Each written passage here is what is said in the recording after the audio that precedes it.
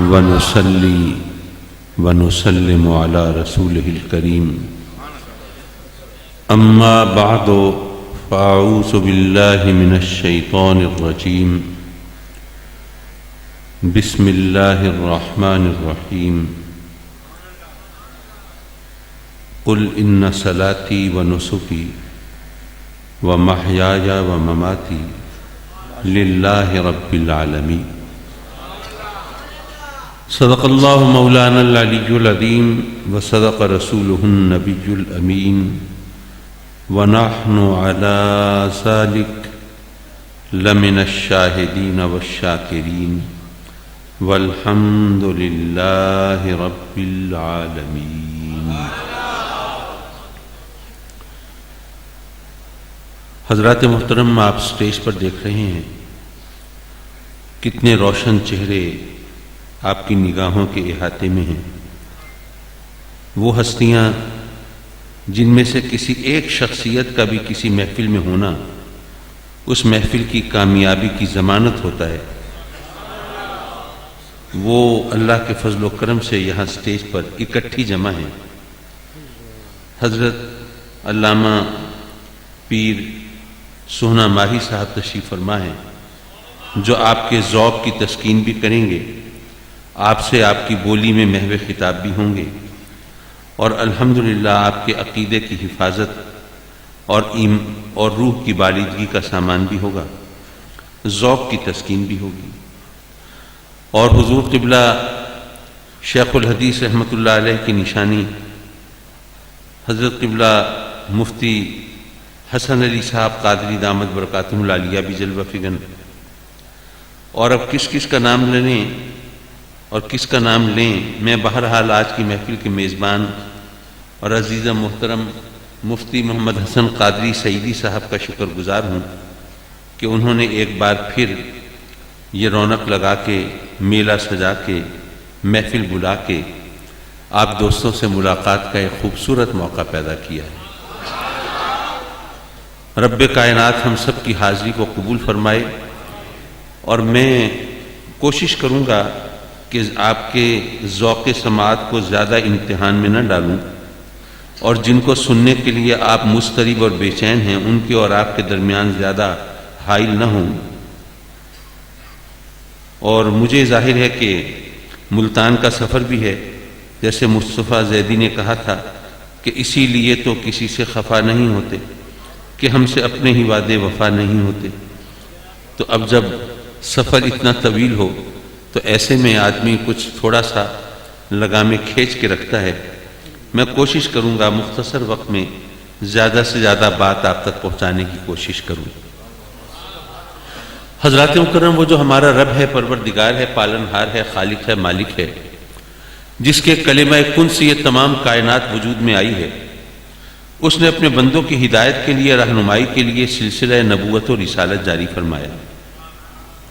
وہ اگر چاہتا تو سب کو ڈائریکٹ ہدایت بھی دے سکتا تھا، اس کے لیے کوئی مشکل تو نہیں تھی، نہ کوئی فنڈز کی فراہمی کا مسئلہ تھا، نہ کوئی مین پاور کی کوئی کمی تھی، نہ کوئی اور دقت دشواری دامن گیر تھی۔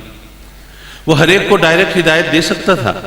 تو ایک عام آدمی یہ سوچتا ہے کہ اگر وہ ہر ایک کو ڈائریکٹ ہدایت دے دیتا تو کتنا اچھا ہوتا، پھر سب سیدھے سچے راستے پہ ہوتے، نہ فتوے دیے جاتے، نہ مناظرے ہوتے، نہ مباہلے ہوتے، نہ ایک دوسرے کے گریبانوں میں ہاتھ ہوتے، نہ ایک دوسرے کو نیچا دکھانے کی کوشش ہوتی، نہ تخریب کاری ہوتی، نہ دہشت گردی ہوتی، سب صراط مستقیم پر ہوتے، سیدھے سچے راستے پہ ہوتے۔ لیکن میں عرض کروں گا کہ یہ بہت سطحی سوچ ہے۔ اگر آپ غور فرمائیں گے تو آپ اس نتیجے پر پہنچیں گے کہ یہ بھی اللہ کا کرم ہے کہ اس نے ہمیں ڈائریکٹ ہدایت نہیں دی۔ دیکھیے، اپنا اپنا حال تو آپ سب جانتے ہیں، اپنے گریبان میں خود جھانک سکتے ہیں، کسی سے پوچھنے کی ضرورت تو نہیں۔ اب آپ سوچئے کہ اگر ہر ایک کو ڈائریکٹ ہدایت مل رہی ہوتی تو اگر کوئی حکم ایسا ہوتا جس میں ہمیں کوئی اپنا نقصان نظر آ رہا ہوتا یا وہ ہماری منشا مرضی کے خلاف دکھائی دے رہا ہوتا، تو کیا ہم اس حکم کی تعمیل اسی طرح کر لیتے جس طرح حکم آتا؟ بہت سے لوگ کر لیتے، لیکن زیادہ تر ایسے ہوتے جو ڈنڈی مارنے کی کوشش کرتے یا ڈنڈا مارنے کی کوشش کرتے۔ ممکن ہے کہ وہ لوگ بہانہ سازی کرتے. دیکھیے ابھی تو ہمیں احکام ملتے ہیں انبیاء کے ذریعے. ہم سے کہیں خطا ہو جائے، لغزش ہو جائے، کوتاہی ہو جائے، حکم دوری ہو جائے، رب کی نافرمانی ہو جائے، تو چلیے ہمارے لیے توبہ کا دروازہ کھلتا ہے. ہم رب کی بارگاہ میں آنسو بہاتے ہیں، اشباری کرتے ہیں اور اب رب سے معافی کے طلبگار ہوتے ہیں، تو اس کا دریائے رحمت جوش میں آتا ہے، اپنے بندوں کو معاف فرما دیتا ہے. لیکن اگر ڈائریکٹ وحی آ رہی ہوتی ہمارے پاس اور پھر ہم نافرمانی کرتے، پھر معافی ملتی؟ میں اس کو ایک مثال کے ذریعے سمجھاتا چلوں. وہ وقت یاد کیجئے جب آقائے دو جہاں سرور کائنات نور مجسم صلی اللہ علیہ وآلہ وبارک وسلم مدینۃ المنورہ میں اپنے غلاموں کے ہمراہ جلوہ فگن ہیں، اور وہاں پر شراب کی حرمت کی آیت نازل ہوتی ہے. اب یہ منظر چشم فلک نے کب دیکھا ہوگا کہ وہ لوگ جن کی گھٹی میں شراب پڑی ہے، مہمانداری کے لیے، تواضع کے لیے شراب پیش کرنا ان کی روایات میں ہے. لیکن جب یہ آیت نازل ہوتی ہے تو مدینے کی نالیوں میں شراب بہہ رہی ہے. کسی نے شراب بچانے اور چھپانے کی کوشش نہیں کی ہے، ورنہ سوچ سکتے تھے اتنی نفیس شراب ہے، اتنی قیمتی شراب ہے، نہ جانے کب سے چھپا چھپا کے رکھی ہوئی ہے کہ کسی خاص موقع پر ہم اس کو استعمال میں لائیں گے نہ. لیکن اب کیا کریں اس کا؟ کسی نے کوئی ایسی تگ و دو نہیں کی، کوشش و کاوش نہیں کی، اس کو چھپانے کی کوشش نہیں کی، بلکہ اللہ کے حکم کے سامنے سب نے سر جھکا دیا ہے، سرنڈر کر دیا ہے. لیکن آج آپ سوچئے، ہم سب کو پتہ ہے کہ شراب حرام ہے، ہم سب کو پتہ ہے کہ اسلام کے احکام کیا ہیں، لیکن شراب کی بھٹیاں چلانے والے ہم مسلمان ہی تو ہیں نا، پینے پلانے والے ہم مسلمان ہی تو ہیں نا، اور اس طرح وہ اس کا نفع کمانے والے ہم مسلمان ہی تو ہیں. تو اب ذرا سوچئے کہ اگر ہمارے پاس ڈائریکٹ وحی آتی اور پھر ہم نافرمانی کرتے تو پھر تو معافی کی کوئی صورت ہی نہ بنتی. تو یہ اس کا کرم ہے کہ اس نے ہمیں ڈائریکٹ ہدایت نہیں دی، انبیاء کے ذریعے دی، تاکہ ہم کبھی نافرمانی کر بھی بیٹھیں تو ہمارے لیے توبہ کا کوئی دروازہ کھل جائے. انبیاء کو بھیجا اس نے ہماری ہدایت کے لیے، لیکن میرے آقا کریم صلی اللہ علیہ وسلم کی جلوہ گری کے بعد اب کوئی اور نبی تو نہیں آئے گا. تو کیا اب انسانوں کو ہدایت کی ضرورت نہیں رہی؟ ہدایت کی ضرورت تو ہے. پھر سلسلہ نبوت منقطع کیوں ہو گیا، ختم کیوں ہو گیا؟ بات دراصل یہ ہے، اس کو ایک مثال کے ذریعے سمجھیے. اللہ تبارک و تعالیٰ نے منت و مرادوں سے آپ کو کوئی فرزند عطا فرمایا، سال بھر کا ہوا تو آپ اپنے ارمان نکالنا چاہتے ہیں، اس کا بڑا شاندار لباس بنوایا، کپڑا بڑا قیمتی لیا، کسی بڑے اچھے ٹیلر سے اس کی سٹیچنگ کرائی، اور جناب وہ بڑا دیرہ زیب لباس تیار ہوا. آپ نے بڑا شاندار فنکشن سیلیبریٹ کیا، دوستوں کو بلایا، احباب کو بلایا، طرح طرح کے انواع و اقسام کے کھانے، لذت کام و دہن کا سامان آپ نے فراہم کیا، بڑا شاندار فنکشن ہو گیا، یادگار بن گیا. اب اس کے بعد وقت گزرنا شروع ہوا، پورا سال گزر گیا، اگلی سالگرہ آ گئی. اب آپ کی حالت پتلی، جو روز مہینے میں 2 مرتبہ جو مہنگائی کا بم پھٹتا ہے اس کی وجہ سے اب آپ مجبور. اب کیا کریں، سالگرہ کیسے منائیں؟ اور نہ منائیں تو پچھلے سال اتنے اہتمام سے کیا تھا، اس دفعہ ایسے ہی گزر جائے، یہ بڑی سبکی کی بات. تو آپ کی بیگم نے آپ کو تسلی دی، کہا کہ نہیں آپ زیادہ فکر نہ کریں، ذرا کم پیسوں میں بھی سالگرہ ہو جائے گی. کپڑوں کی تو فکر نہ کریں، بچے کو جو لباس تھا وہ پارٹی ڈریس تھا، تو وہ میں نے اس طرح ضائع تو نہیں ہونے دیا، وہ سنبھال کے رکھ دیا تھا کہ آنے جانے کے کام آئے گا. تو اس پہ کوئی دھبا نہیں لگا، داغ نہیں لگا، میلا نہیں ہوا، بوسیدہ نہیں ہوا، اور پھٹا نہیں ہے، پرانا نہیں ہوا. تو وہ تو اسی طرح نیا نکو رکھا ہے، کہیں آنے جانے کی گنجائش ہی نہیں پیدا ہوئی، تو وہ تو دوبارہ استعمال نہیں ہوا. اور جہاں تک کھانوں وانوں کا تعلق ہے تو 2-3 ڈشیں کم کر دیں گے تو گزارا ہو جائے گا. ذرا آپ نے ہمت باندھی، چلو ٹھیک ہے، چلو بھائی ذرا وہ لباس بھی نکالو، ذرا بچے کو پہناؤ، ذرا دیکھ لو. اب جب لباس نکال کے بچے کو پہناتے ہیں اب اسے آتا ہی نہیں، بچہ بڑا ہو گیا نا. لباس میں کوئی خرابی نہیں ہے، وہ نیا نکور ہے، پھٹا نہیں ہے، بوسیدہ نہیں ہوا، پرانا نہیں ہوا، داغ نہیں لگا، دھبے نہیں لگے، میلا نہیں ہوا. لیکن بچہ بڑا ہو گیا ہے، اب وہ اس کے کام کا نہیں رہا. ہاں جب بچہ اس عمر کو پہنچ جائے، جب اس کا قد بڑھنا بند ہو جائے، جب اس نے جو بھی ہائٹ اس نے اٹین کرنی ہے، جو جسامت اس نے حاصل کرنی ہے وہ پا لے، اب جو لباس بنے گا وہ جب تک پھٹ نہ جائے وہ اس کے کام آتا رہے گا. حضرات مکرم، عقل انسانی بھی، شعور آدمیت بھی ارتقائی مراحل سے گزر رہا تھا، وہ بھی ترقی کر رہا تھا، یوں کہیے پل بڑھ رہا تھا. تو اس کے حساب سے جو احکام چاہیے تھے وہ شریعت میں آتے رہے، نئی شریعتیں آتی رہیں، نئے نبی آتے رہے اور لوگوں کو بتاتے رہے، وہ اس وقت کے مطابق، ماحول کے مطابق، انسان کی شعوری حیثیت کے مطابق اس کے لیے وہ احکام اس کو دیے جاتے رہے۔ لیکن جب انسان کا شعور پختگی کو پہنچا، جب اپنی انتہا کو پہنچا، اب مزید اس کے اندر ترقی کا امکان نہیں رہا، اب اس کے لیے وہ لباس فراہم کر دیا گیا جو اب ہمیشہ چل سکتا ہے اگر وہ بوسیدہ نہ ہو۔ تو اب جو شریعت آئی ہے، اب اس کے بعد کسی نئی شریعت کی ضرورت نہیں، اب کسی نئے نبی کی ضرورت نہیں۔ بے شک نبی کی ضرورت تو نہیں، لیکن ہدایت تو لوگوں کو چاہیے، تو اب یہ ہدایت کا فریضہ انجام دیں گے اولیاء اور علماء۔ یہی وجہ ہے کہ جو اولیاء ہیں وہ علماء کے شاگرد ہوتے ہیں، اور جو علماء ہیں وہ اولیاء کے مرید ہوتے ہیں۔ تو یہ اولیاء اور علماء کا کمبینیشن جو ہے چلتا ہے، اور اس طرح امت مسلمہ کی رہنمائی کا فریضہ انجام دیا جاتا ہے۔ حضرات مکرم رب کائنات نے ہم سب کو عالم ارواح میں جمع فرمایا تھا، ہر ایک کو اکٹھا کیا تھا، حاکم بھی، محکوم بھی، امیر بھی، غریب بھی، نیک بھی، بد بھی، کافر بھی، مومن بھی، سبھی کو اکٹھا کیا۔ پھر کچھ قول و قرار ہوئے، کچھ وعدے وعید ہوئے، کچھ عہد و پیمان ہوئے، اور رب کائنات نے پوچھا الستو بربکم، کیا میں تمہارا رب نہیں؟ سب سے پہلے آقائے دو جہاں سرور کائنات نور مجسم صلی اللہ علیہ وآلہ وبارک وسلم نے اس کی توحید کا، وحدانیت کا، اس کی ربوبیت کا، الوہیت کا اقرار کیا، اعتراف کیا، اور بلا کا نعرہ لگایا، بے شک کیوں نہیں، تو ہمارا رب ہے۔ پھر آقا کریم کی دیکھا دیکھی ہم نے بھی اقرار کیا۔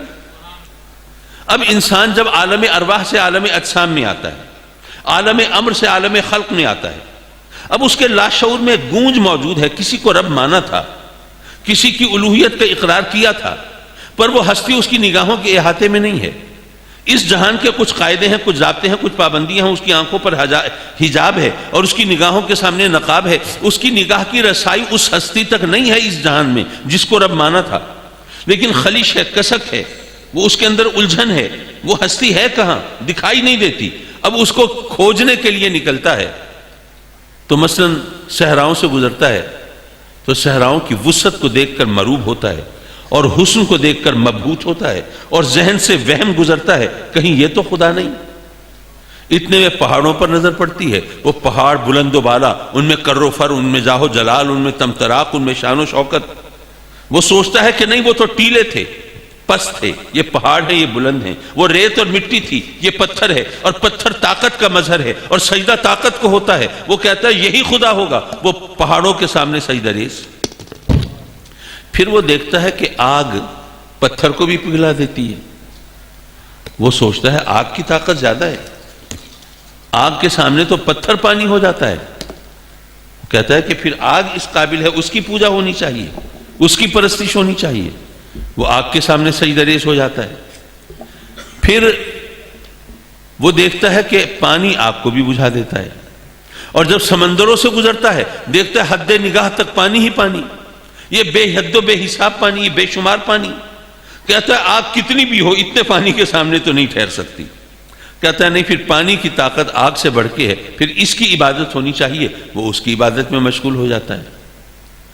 پھر جب چاند 14ویں کا چڑھتا ہے تو دیکھتا ہے کہ سمندر کے سینے میں بھی اضطراب ہو رہا ہے، مد و جزر کی کیفیت ہو رہی ہے، جوار بھاٹے کا عالم ہو رہا ہے۔ چاند کے اثر سے سمندر کی موجیں مضطرب بے چین ہو کر ساحل پہ چڑھ دوڑ رہی ہیں۔ وہ کہتا ہے کہ چاند اتنا طاقتور کہ اتنی دور سے سمندر پر حاوی ہو گیا، غالب آ گیا، نہیں، پھر چاند کی طاقت بڑھ کر ہے، اس کی عبادت ہونی چاہیے، وہ وہاں ماتھا ٹیک دیتا ہے۔ پھر جب سورج نکلتا ہے تو وہ دیکھتا ہے کہ چاند تو سورج کے سامنے پھیکا پڑ گیا ہے، بے حیثیت ہو گیا ہے۔ وہ چاند، سورج کی شان و شوکت، وہ سورج کی چمک دمک، وہ خیرگی، وہ آب و تاب، اس کے سامنے تو چاند کا چراغ نہیں جل رہا۔ وہ کہتا ہے نہیں، سورج اس قابل ہے، اس کی عبادت ہونی چاہیے، وہ اس کی عبادت میں مشغول ہو جاتا ہے۔ پھر اس کو پتہ چلتا ہے کہ ایک ہستی ایسی بھی ہے کہ آج تک میں نے جس کو سجدے کیے ہیں وہ سب اس کے اشارے چشم و ابرو کے منتظر دکھائی دیتے ہیں۔ میں نے پتھروں کو سجدہ کیا تھا، پتھر اس کے نام کا کلمہ پڑھتے ہیں۔ میں نے آگ کی پوجا کی تھی، آگ اس کے قرب سے بجھنے لگتی ہے۔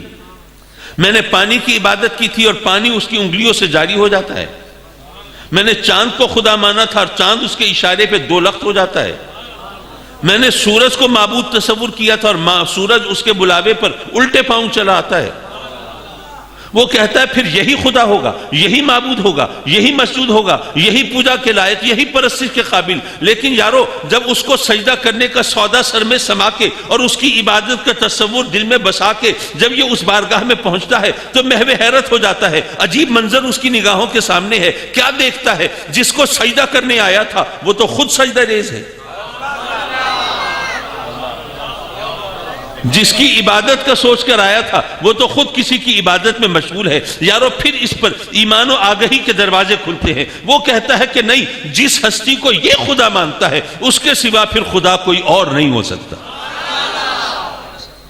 یارو یاد رکھنا کہ جب تک تلاش کا ذریعہ درست نہ ہو تلاش میں کامیابی نہیں ہوتی. میرے والد گرامی رحمت اللہ علیہ ایک بڑی سادہ اور آسان مثال سے لوگوں کو سمجھا دیا کرتے تھے. فرمایا کہ اگر آپ کے سامنے چائے کی پیالی رکھی ہو اور آپ جاننا چاہتے ہیں کہ پھیکی ہے یا میٹھی ہے, تو اگر آپ اسے دیکھتے رہیں, گھورتے رہیں, نظریں جمائے رہیں تو کیا پتہ چل جائے گا؟ اس میں انگلی گھمائیں تو کیا خبر ہو جائے گی؟ کیا اگر اس کو سونگھیں تو کیا اس کی مہک, اس کی خوشبو کیا بتا دے گی؟ کیا اس گرما گرم چائے کو کسی طرح کان میں ٹپکانے کی کوشش کریں تو کیا اس کی مٹھاس کے بارے میں علم ہو جائے گا؟ یا اس پر اگر آپ کوئی ریاضی کا فارمولہ اپنائیں یا عقل و دانش کے تیر چلائیں تو کیا آپ کو خبر ہو جائے گی؟ یارو بڑا سیدھا سادہ سا طریقہ ہے کہ اس چائے کو اٹھا کر چکھ لیجئے, زبان بتا دے گی چائے پھیکی ہے کہ میٹھی ہے. جب تک تلاش کا ذریعہ درست نہ ہو تلاش میں کامیابی نہیں ہوتی. یارو جب انسان نے رب کو تلاش کرنا چاہا اپنی آنکھوں سے, اپنے حواس و اعصاب سے اور اپنی عقل سے, انسان اشرف المخلوقات, وہ ثانِ ازل کا شاہکار اعظم, مخدوم کائنات, کبھی جانوروں کی پوجا کر رہا ہے, کبھی پتھروں کی پرستش کر رہا ہے, کبھی مظاہر کائنات کے سامنے جھکا ہے. یارو انسان کو اپنے رب کا پتہ چلا ہے تو اس وقت جب یہ دامن رسالت سے وابستہ ہوا. اب ذرا یہ بھی دیکھیے کہ میرے آقا کریم حضور علیہ الصلوۃ والسلام جس علاقے میں, جس زمانے میں, جس ماحول میں تشریف لائے, ذرا وہ بھی ذرا ویژوالائز کیجئے, اس کا تصور بھی کیجئے. میرے آقا کریم حضور علیہ الصلوۃ والسلام جس زمانے میں آئے ہیں, قتل و غارت گری ان کا شیوا ہے, خون بہانا ان کی عادت ہے, سروں کی فصل کاٹ دینا باعث فخر ہے. یہاں پر ایک بات اور کہتا چلوں, یہاں پر ماحول دیکھ رہے ہیں کہ کس طرح لوگ بات بات پر آپے سے باہر ہو جاتے ہیں اور خون خرابے پہ اتر آتے ہیں. ایسے ماحول کے اندر میرے آقا کریم نے امن و آشتی کا درس دیا, تحمل و بردباری کا حکم دیا. ایسے ماحول میں جبکہ لوگوں میں قوت برداشت نام کو نہیں ہے, اور اگر کسی کو تحمل اور برداشت کی بات کہی جائے تو یہ بے غیرتی کی علامت ہے. ایسے ماحول میں آقا کریم کی دائی اماں کا نام ہے تو حلیمہ ہے, حلم والی, برداشت والی. جہاں بتوں کی پوجا ہوتی ہے, جہاں وحدہ لا شریک کو اگر لوگ مانتے بھی ہیں تو ان بتوں کے تصور کے ساتھ باندھ کے مانتے ہیں, ایسے ماحول میں میرے آقا کریم کے والد کا نام عبداللہ ہے. ان کی بندگی کی نسبت ہے تو اس وقت بھی اللہ سے ہے, لات و منات سے نہیں ہے, وہ بتوں سے نہیں ہے, جھوٹے خداؤں سے نہیں ہے. اور وہاں پر جہاں ہر طرف قتل و غارت گری ہوتی ہو, اگر وہاں پر کوئی امن کا درس دے تو اس کو کہا جائے گا یہ بزدل ہے, یہ دوسروں کا خون نہیں بہا سکتا, اپنی جان دینے کی ہمت کہاں سے لائے گا. ایسے ماحول میں آقا کریم کی والدہ ماجدہ کا نام ہے آمنہ, امن والی, سکون والی. یارو اگر یہ ناموں کی کہکشاں دیکھو تو تمہیں پتہ چلے گا کہ رب کائنات اپنے محبوب علیہ الصلوۃ والسلام کی جلوہ گری کے لیے گویا ماحول تخلیق فرما رہا ہے. حضرات مکرم معاف کیجئے, میں یہ عرض کر رہا تھا کہ جس ماحول میں ہر طرف بتوں کی پوجا ہوتی ہو, وہاں پر میرے آقا کریم جب انہوں نے رب کی طرف بلایا تو لوگوں نے کیسے مانا ہوگا؟ کسی عرب لوگوں سے آپ کا پالا تو پڑتا ہوگا, حج و عمرے کے حوالے سے یا کوئی جاب وغیرہ کے سلسلے میں اگر آپ گئے ہوں تو آپ کو اندازہ ہوگا کہ عرب لوگوں سے کوئی بات منوانا آسان کام نہیں ہے. ان کی ضد, ان کی ہٹ دھرمی, اپنی بات پر اڑ جانے اور لڑ مر جانے کی جو صلاحیت ہے وہ ان کو اجازت نہیں دیتی کہ کسی کی کوئی معقول بات بھی مان لیں. اچھا چلیے, آج کل تو پھر بھی تعلیم عام ہو گئی, روشن خیالی ہو گئی, لوگ دلیل کی زبان سمجھنے لگے اور بات ماننا تو پھر بھی آسان ہوتا ہے نا, لیکن عقیدہ بدلنا تو آسان نہیں ہوتا. تو آپ نے کبھی سوچا کہ اس وقت آج سے 1500 سال پہلے وہ عربوں کی ضد اور ہٹ دھرمی کی کیفیت کیا ہوگی؟ ان سے میرے آقا کریم نے کیسے منوایا ہوگا کہ جن کی تم عبادت کرتے ہو یہ کچھ نہیں، میرا خدا ہی سب کچھ ہے۔ ان سے منوانا کوئی آسان کام تو نہیں ہوگا۔ جس چیز کو بھی آقا کریم اپنے رب سے منسوب کریں، مثلا وہ فرمائیں کہ روزی رزق دینے والا میرا رب، وہ کہہ سکتے تھے کہ نہیں جی یہ تو ہمارے باپ دادا انہی بتوں سے مانگتے تھے۔ میرے آقا کریم فرمائیں آل اولاد دینے والا میرا رب، وہ کہیں کہ نہیں جی ہمیں تو ہمارے باپ دادا نے انہی بتوں سے مانگ کے لیا تھا۔ جس چیز کو میرے آقا کریم رب کی ذات سے منسوب کرے وہ اس کا رخ اپنے بتوں کی طرف پھیر سکتے تھے۔ ایسے ماحول میں میرے آقا کریم نے کیسے منوایا ہوگا کہ بت کچھ نہیں کر سکتے، سب کچھ کرنے والا وہ ہے۔ اور یہ بھی ذہن میں رہے، ایک نزاکت ہے یہاں پہ، اس کو بھی پیش نظر رکھیے۔ وہ بتوں کی پوجا کریں یا آگ کی پرستش کریں یا جس چیز کو بھی اپنا خدا مانیں، وہ اپنے خداؤں کو دیکھ کر ان کی عبادت کرتے ہیں، ان کے اپنے خداؤں کو دیکھ کر ان کی عبادت کرتے ہیں۔ یارو کیسے ممکن ہوا ہوگا کہ میرے آقا کریم نے فرمایا کہ یہ جو دکھائی دیتے ہیں یہ کچھ نہیں، اور جو دکھائی نہیں دیتا وہی سب کچھ ہے۔ نعرہ تکبیر، نعرہ رسالت، نعرہ تحقیق، نعرہ حیدری، تاجدار ختم نبوت۔ لبیک لبیک یا رسول اللہ، لبیک لبیک لبیک یا رسول اللہ، لبیک لبیک لبیک یا رسول اللہ، لبیک لبیک لبیک۔ حضرات مکرم، یہ بظاہر بڑی عجیب سی بات لگتی ہے، لیکن مجھے چشم تصور سے یوں نظر آیا میرے آقا کریم گویا یہ فرما رہے ہیں اے لوگوں میں تمہارا خدا نہیں ہوں، معبود نہیں ہوں، پوجا کے لائق نہیں، پرستش کے قابل نہیں، میں تو اس کا فرستادہ رسول ہوں، بھیجا ہوا نبی ہوں، میں تو اس کا عبد مقدس ہوں، اس کا پاک بندہ ہوں۔ اے لوگوں میں خدا نہیں، لیکن اگر پتھر میرے نام کا کلمہ پڑھتے ہیں تو جس کا کلمہ میں پڑھتا ہوں اس کی شان کیا ہوگی؟ اے لوگوں میں تو تمہارا خالق و مالک نہیں، لیکن اگر جانور میرے قدموں پہ سجدہ ریز ہوتے ہیں تو جس کی بارگاہ میں ماتھا ٹیکتا ہوں پھر اس کا مقام کیا ہوگا؟ اے لوگوں میں تو تمہارا معبود نہیں، لیکن اگر چاند میرے اشارے پہ 2 ٹکڑے ہو جاتا ہے تو جس کے اشاروں پہ میں چلتا ہوں پھر اس کی طاقت کی کیفیت کیا ہوگی؟ یارو تاریخ شاہد ہے، ماننے والوں نے پہلے مصطفیٰ کو مانا ہے، بعد میں خدا کو مانا ہے۔ حضرات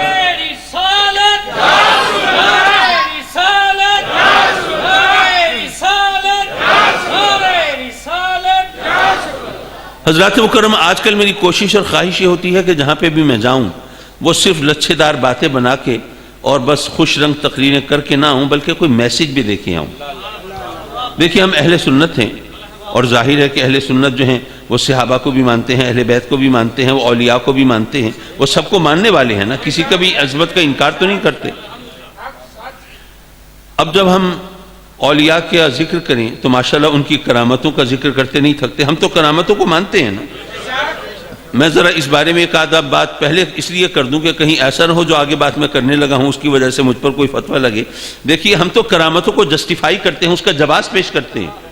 ہم بتاتے ہیں کہ دیکھیے فرض کیجئے اگر رب کائنات نے آپ کو فرزند عطا فرمایا، آپ نے کہا کہ آج کا ماحول کمزوروں کے جینے کا نہیں ہے، کوئی سر اٹھا کے تبھی زندہ رہ سکتا ہے جب اس کے پاس طاقت ہو، تو آپ اس بچے کو لے گئے کسی اکھاڑے کے پہلوان کے پاس جس کی شہرت اچھی تھی، آپ نے کہا کہ یہ بچہ آپ کے سپرد ہے، یہ آپ کی فیس ہے، یہ اس بچے کا خرچہ ہے، اس کو جو بھی آپ نے غذائیں استعمال کروانی ہے، جو بھی آپ نے محنت کروانی ہے، آپ جانیں، آپ کا کام جانیں، لیکن اس کی آپ اس طرح تربیت کریں کہ جناب بڑا زبردست باڈی بلڈر بنے، ویٹ لفٹر بنے اور بڑا زبردست ریسلر بنے۔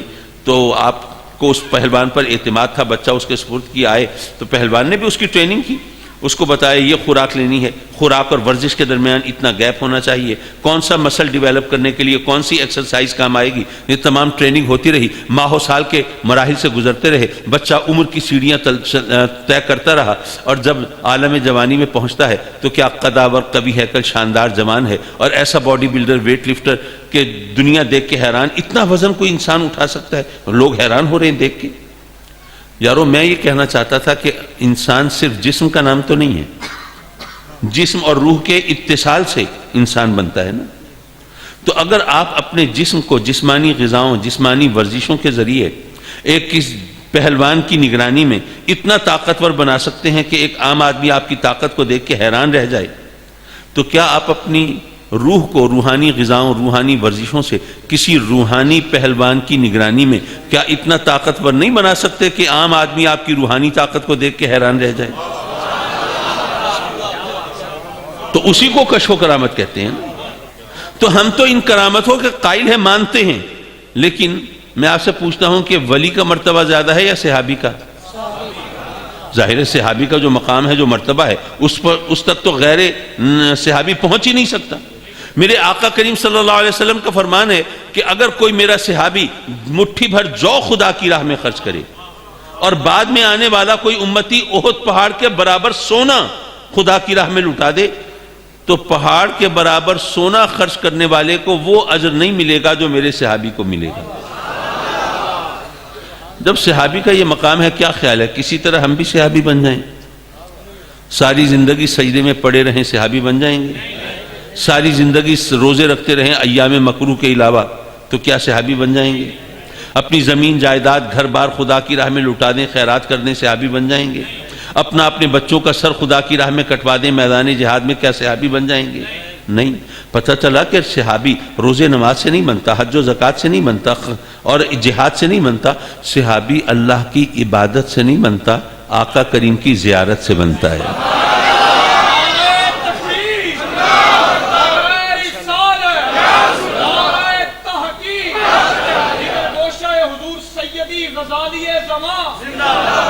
وہ منظر بھی میری آنکھوں نے دیکھا کہ جب میرے والد گرامی ایک لاہور کے علاقے میں محو خطاب ہیں اور لوگوں کو کہتے ہیں کہ جناب کوئی شخص کروڑوں سال عبادت کرتا رہے صحابی کے برابر نہیں ہو سکتا.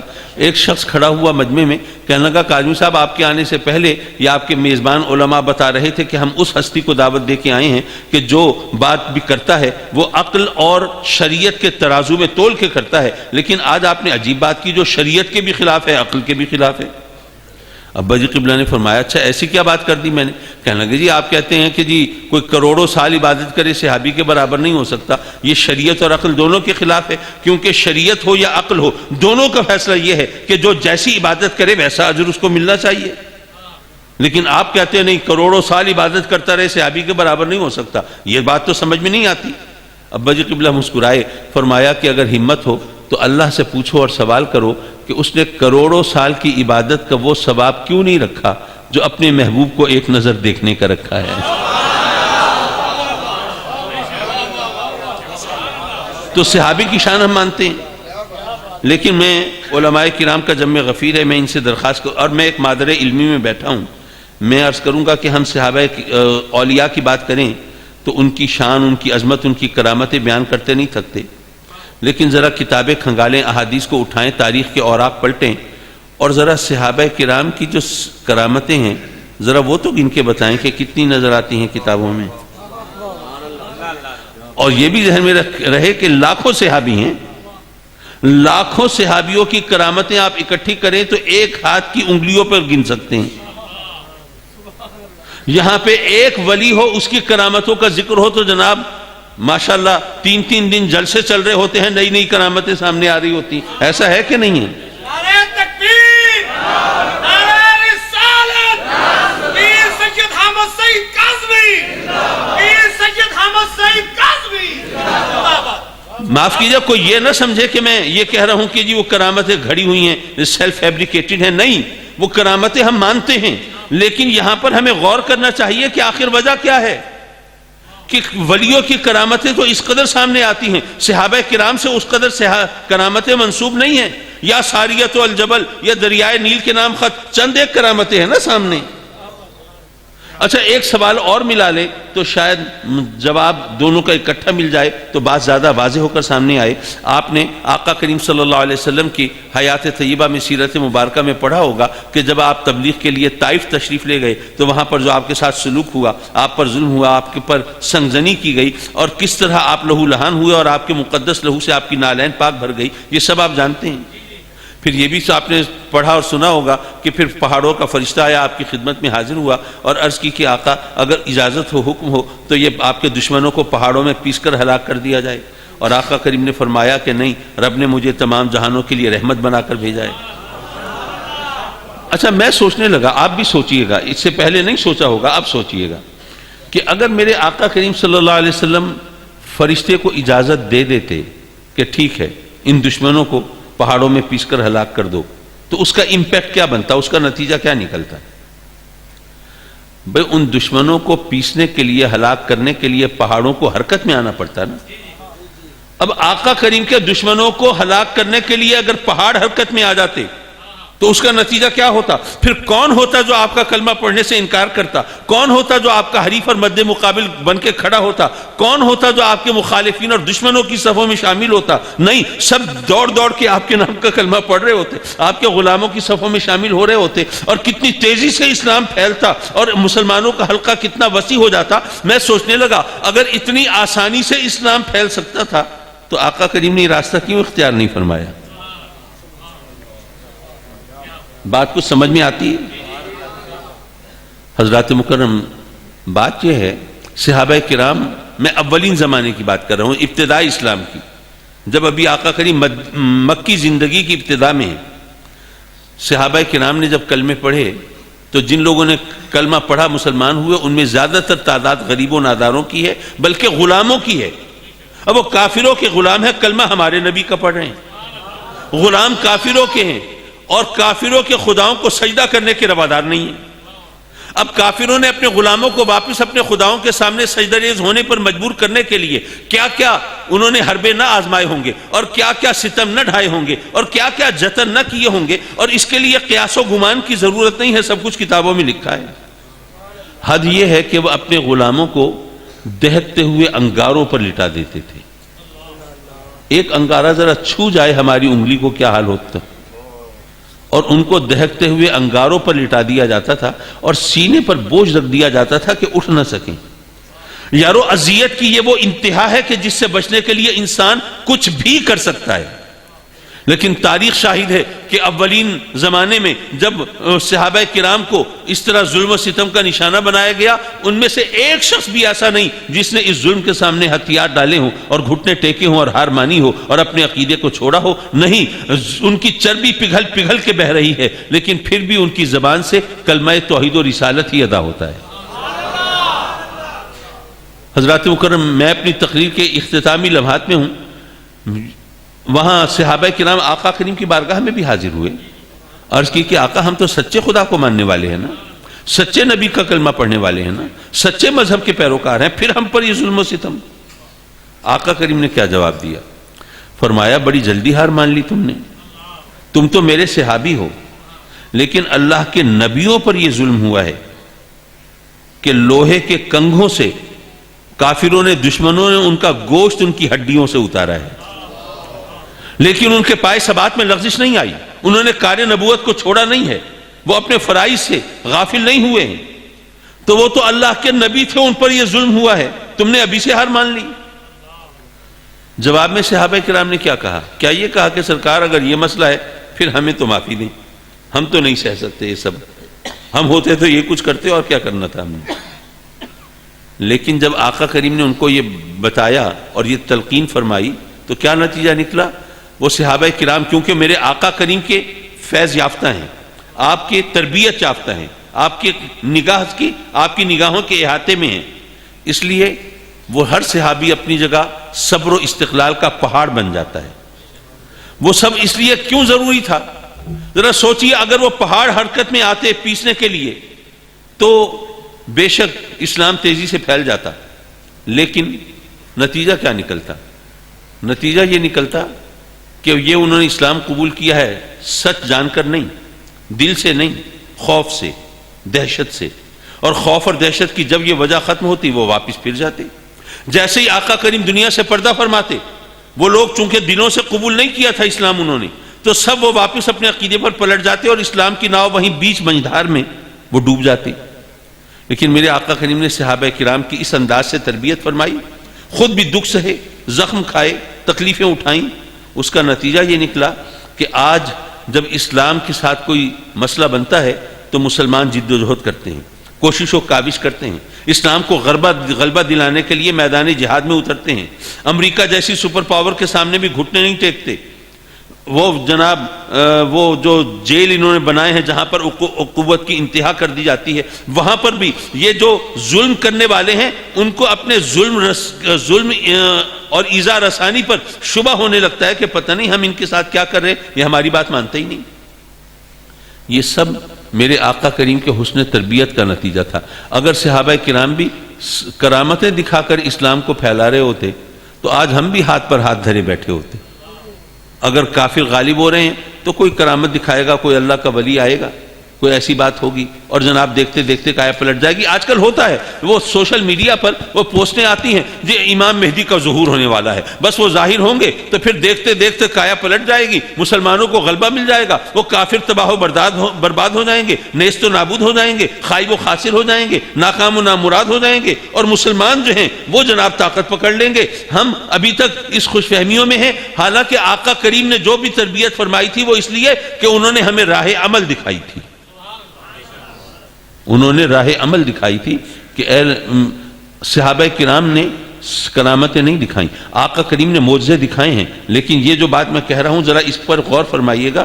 آقا کریم نے معجزے دکھائے تو انہوں نے اسلام کے فروغ کے لیے نہیں دکھائے، صرف اپنی نبوت کی تصدیق کے لیے دکھائے ہیں، کیونکہ نبی کی پہچان معجزہ ہوتا ہے۔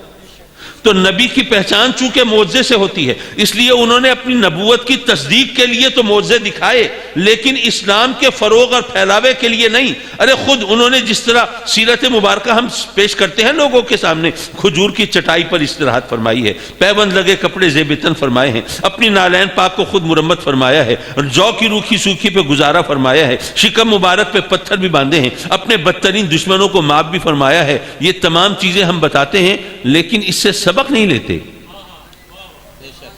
بات یہ ہے کہ کبھی نہیں سوچا کہ وہ ہستی جس کی انگلی کے اشارے سے چاند دو ٹکڑے ہو جاتا، وہ بیٹھے کیا صرف انگلی کے اشارے سے نالین پاک کو جوڑ نہیں سکتے تھے، لیکن بیٹھے مرمت فرما رہے ہیں۔ کوئی وجہ ہوگی نا یارو، جو چاہتے تو احد کا پہاڑ سونے کا بن کے ساتھ ساتھ چلتا، لیکن اپنی لاڈلی شہزادی کو بھی پیبند لگی چادر میں گھر سے رخصت فرما رہے ہیں۔ کوئی وجہ ہوگی نا یارو۔ اگر چاہتے تو جنت کی نعمتیں دسترخوان پر رہتی، لیکن جو کی روکھی سوکھی پہ گزارا فرما رہے ہیں، کوئی سبب ہوگا نا یارو۔ ہم نے ان تمام چیزوں کو پر غور نہیں کیا، سبق نہیں سیکھا، صرف قصہ خوانی کی ہے، صرف داستانیں سنائی ہیں، صرف باتیں بنائی ہیں۔ اس سے جو راہ عمل کھلتی ہے، ہمیں جو درس عمل ملتا ہے، ہم نے اس کو فراموش کیا ہے۔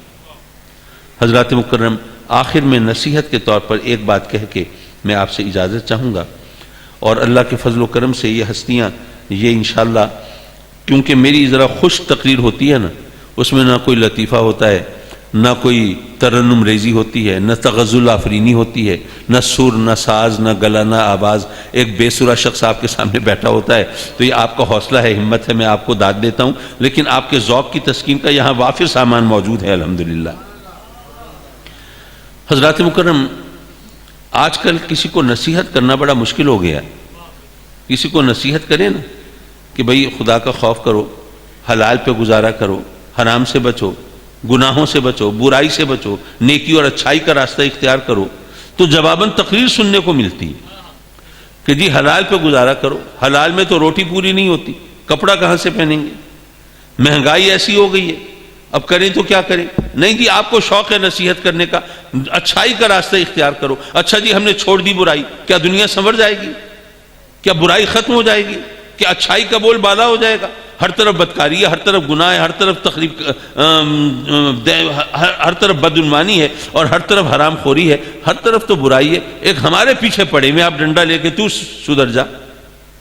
اب نصیحت کرنے والا بھی بیچارہ اپنا سمو لے کے رہ جاتا ہے، کہوں تو کیا کہوں۔ لیکن اس کا ایک خوبصورت جواب ملا ایک حکایت میں۔ کہتے ہیں کہ جب نمرود نے آگ دہکائی، الاؤ بھڑکایا، سیدنا ابراہیم علیہ السلام کو معاذ اللہ وہ آگ میں جھونکنا چاہتا ہے۔ کتنا بڑا الاؤ تھا، علماء نے سے سنا ہوگا آپ نے کہ کتنا عرصہ تو جناب لکڑیاں جمع ہوتی رہیں، ایندھن جمع ہوتا رہا وہ جلانے کے لیے، اور جب اس کو آگ لگائی گئی تو شعلوں کی بلندی کا عالم یہ تھا کہ اس کے اوپر سے پرندے پرواز نہیں کر سکتے تھے، اتنے اونچے شعلے تھے اس کے۔ تو حکایت یہ ہے کہ ایک بلبل چونچ میں پانی لے کے چل پڑی۔ کسی نے پوچھا، ہاں بھئی بی بلبل کہاں جا رہی ہو؟ اس نے کہا، میں وہ نمرود کی آگ بجھانے جا رہی ہوں۔ ظاہر باتیں تو بننی تھی. ان لو جی ماشاءاللہ ان کا عزم دیکھو، ان کی ہمت دیکھو، ان کے ارادے دیکھو، کیا کیا ان کی بلند نگاہی ہے کہ وہ آگ جہاں پر پانی کے حوض پلٹ دیے جائیں ان کو پتہ نہ چلے، اور یہ جناب چونچ میں پانی لے کے جا رہی ہیں کہ میں وہ آگ بجھانے جا رہی ہوں. اس بلبل نے جو جواب دیا وہ ہم سب کے لیے مشعل راہ ہے. وہ کہتی ہے کہ میں بے وقوف اور پاگل نہیں ہوں، مجھے پتہ ہے کہ پانی کے چند قطرے اس آگ کا کچھ نہیں بگاڑ سکتے، یہ تو وہاں تک پہنچ بھی نہیں پائیں گے، پہلے ہی بھاپ بن کے اڑ جائیں گے، ان کی اوقات کیا ہے. لیکن بات یہ ہے کہ بعد میں فہرست بنے گی، وہ کون تھے جو آگ لگانے والے تھے اور وہ کون تھے جو آگ بجھانے والے تھے. تو یہ پانی کے چند قطرے وہ آگ تو نہیں بجھا سکتے، لیکن مجھے اس فہرست میں جگہ تو دلا سکتے ہیں نا جو آگ بجھانے والوں کی ہے.